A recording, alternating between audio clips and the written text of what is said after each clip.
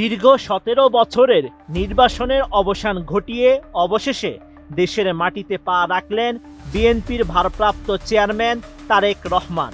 তার সঙ্গে দেশে ফিরেছেন স্ত্রী জুবাইদা রহমান ও কন্যা জাইমা রহমান। রাজনীতির বাইরে ও ভেতরে এই প্রত্যাবর্তনকে ঘিরে ছিল আবেগ, কৌতূহল ও আলোচনার ঢেউ। ২৫ ডিসেম্বর বেলা ১১টা ৫৪ সপরিবারে তিনি ঢাকার হজরত শাহজালাল আন্তর্জাতিক বিমানবন্দরে প্রবেশ করেন। ভিআইপি লাউঞ্জে তারেক রহমানকে ফুল দিয়ে স্বাগত জানান বিএনপি মহাসচিব মির্জা ফখরুল ইসলাম আলমগীর সহ স্থায়ী কমিটির সদস্যরা।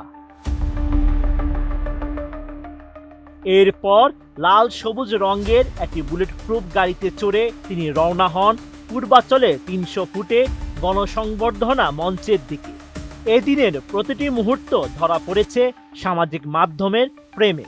দেশে ফেরা উপলক্ষে নিজের ভেরিফাইড ফেসবুক পেজে বেলা ২টা পর্যন্ত ধারাবাহিকভাবে ৭টি পোস্ট দেন তারেক রহমান।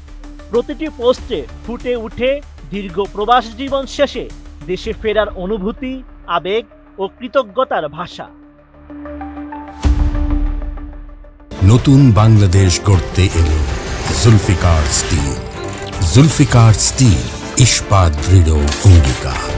পূর্বাচলে ৩০০ ফুটে গণসংবর্ধনা মঞ্চে পৌঁছার আগ মুহূর্তে বেলা ৩টা ১৭ তার ফেসবুক পোস্ট করা একটি ভিডিওতে দেখা যায় তিনি জনতাকে উদ্দেশ্য করে হাত নেড়ে শুভেচ্ছা জানাচ্ছেন।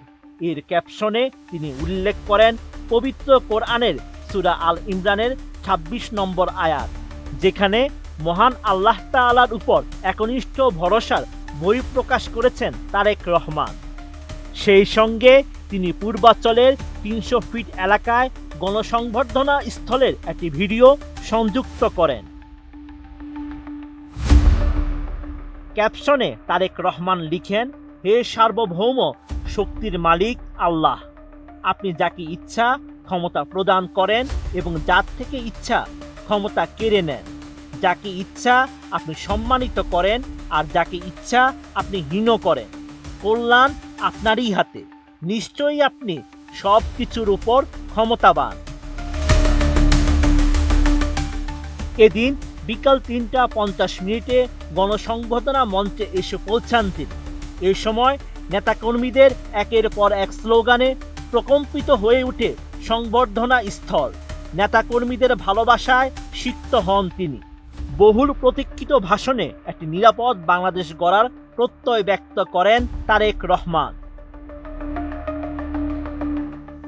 বিএনপির ভারপ্রাপ্ত চেয়ারম্যান জানান, বাংলাদেশের নারী পুরুষ, ধর্ম বর্ণ, শ্রেণী পেশা নির্বিশেষে সবার জন্য একটি নিরাপদ বাংলাদেশ গড়তে চায়, আর এজন্য তিনি সব বাংলাদেশির সহযোগিতা কামনা করেন।